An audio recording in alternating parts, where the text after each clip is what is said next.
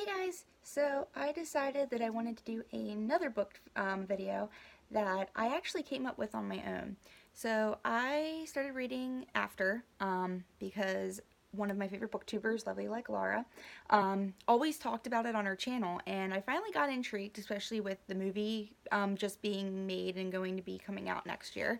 I started reading the book and I absolutely loved it. But as I was reading the book and as I was watching videos of Laura and her old book tags and everything, I came up with one, and I decided to do something called the After Book Tag. Now, the After Book Tag, you don't really have to read the series to know a little bit of what's it about. So I did some of the characters, but I also did some things that the book kind of centers around, or what I picked up. And all the opinions of the books that I'm using for what the tags mean, it's all come up from my personal reading and what I feel the characters or everything is. So let me go ahead and get started. So the first book that I have is for the tag Hardin Scott. It's a book you thought you hated, but you ended up liking. And for that, I went with Sex and Rage by Eve Babbitt's. Now, this book is one that I read for Bellatrist, which is Emma Roberts and Cara Priest's book club.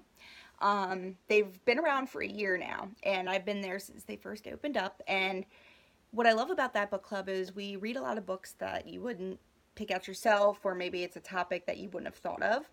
But this book follows a girl who moves to Los Angeles in 1979, and I think she wants to be in the writing industry, so it kind of follows her trying to break into the industry and all the friends that she meets along the way. And I think there's a relationship as well that she gets in.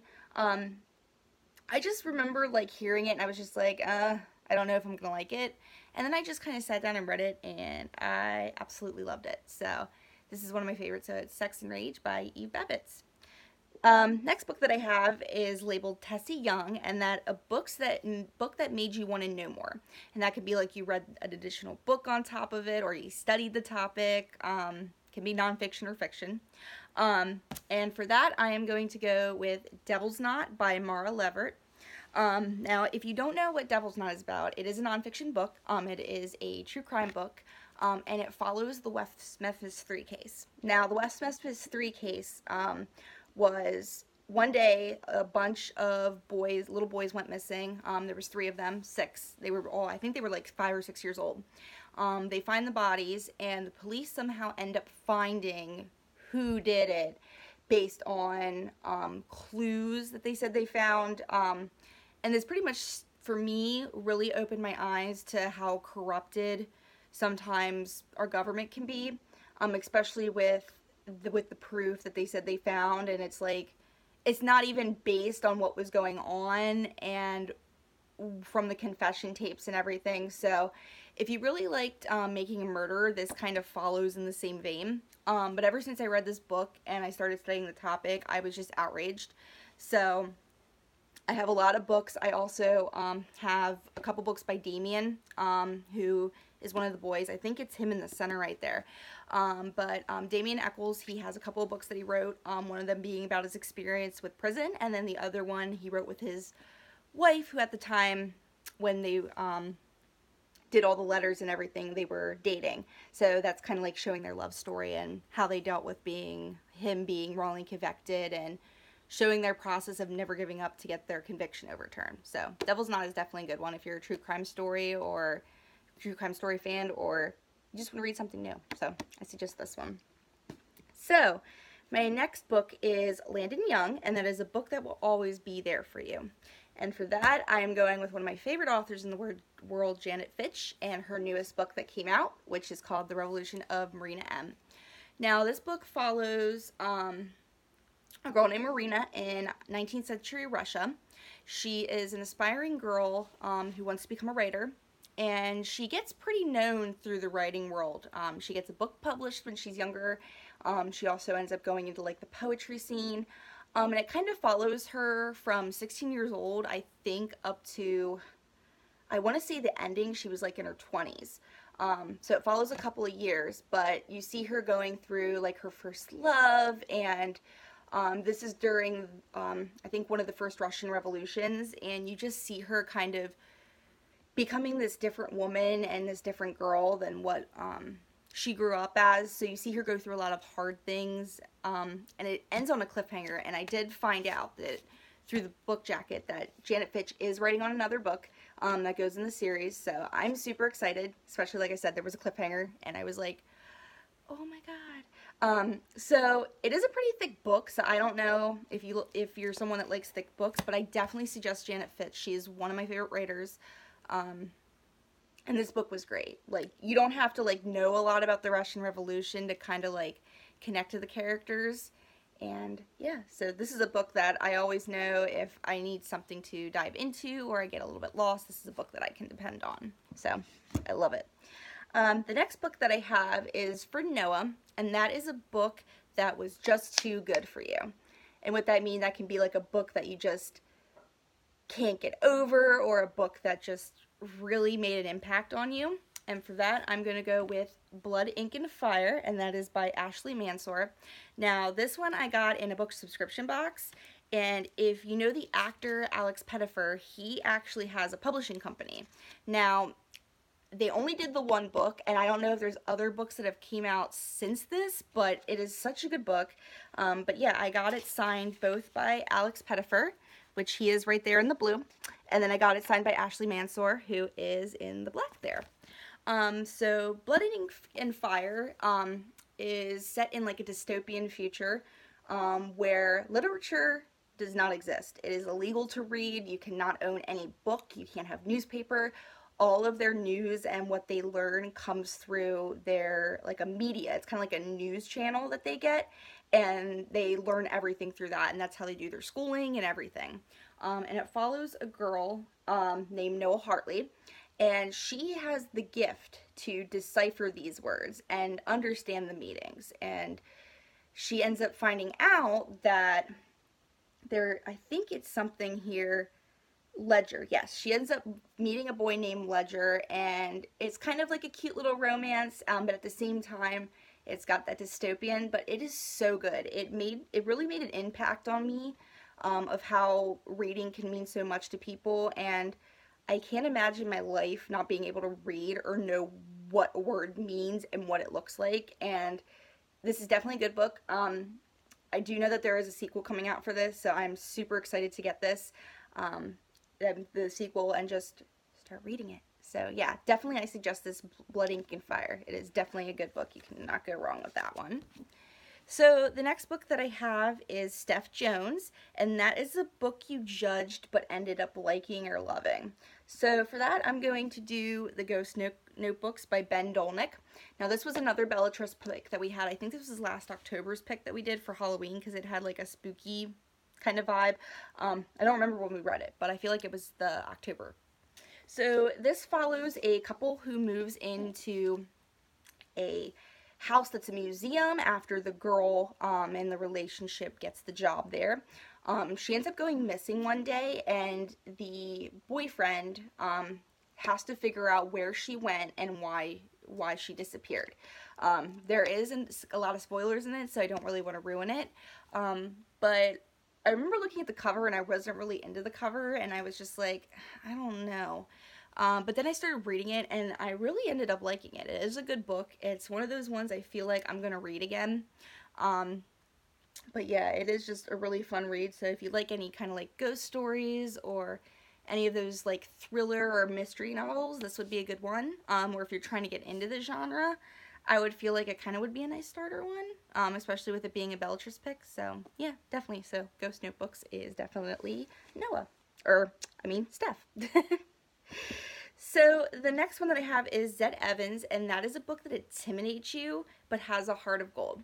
For that one, I'm going to go with the thickest book in my collection, and that is a classic. It is Les Miserables by Victor Hugo. Now, I think a lot of people know that Les Miserables is a classic. It's also been turned into a lot of movies, whether it be like box office, big screen, or independent. There's also a musical. A lot of celebrities have also starred in like the musical on Broadway, so a lot of people probably know about it that way. But if you don't know, this is set during the French Revolution, and it follows the main character, which is Jean Valjean, he was imprisoned for stealing a loaf of bread. And he finally escapes or gets released. I haven't read it a little bit. But then it follows a lot of his life and the characters that are involved in his life after. And there's also a cute love story in there between Cosette and Marius, who Cosette is his daughter. So it is such a cute book. And I'm one of those people that, Les Miserables, I know it's a thick book, but I was not going to get like an abridged version. I wanted to read the real one. And I think this one is like, I think it's like close to it's a little past over 900 pages. It did take me about like a year and a half to read, just because the print is so like small, if you can see. So a lot of the time I had to like make sure I had a bookmark, and I had to have some kind of focus music just so I could focus it. But it is definitely a book with heart of gold. I cried during the ending of this book. I definitely was feeling some feelings. So definitely, if you're looking at this and you think it's just not something you might get into, I would definitely read it. And even if it's not like you read it in one sitting, like you can like read it in between books or like break a little bit so you can digest the information. But definitely this is like one of my favorite books. I'm so glad I read it, even though it took me a while. But yes, Les Miserables is definitely my Zed Evans in my literature world. So now the next one I have is literature, because after takes place, there's a lot of literature and literature class and everything that's involved in there. So I decided to go with a fave classic book. For that, I am going with The Scarlet Letter by Nathaniel Hawthorne. Now, funny story about this book was, my Honors American Lit class, my sophomore year, we had to read 2 books. We had to read The Great Gatsby, and then we had to read a book by a American author. And me being me, I assumed it had to be a classic American author. So I bought Great Gatsby, and then I bought this book thinking that, you know, it had to be a classic. It couldn't be like any American author. I bought it back when Borders was around, so if any of you remember Borders, I bought this book there. So when I walked into class that first day, when we're talking about our American books, everyone had like contemporary or recent books, and I went with the classic.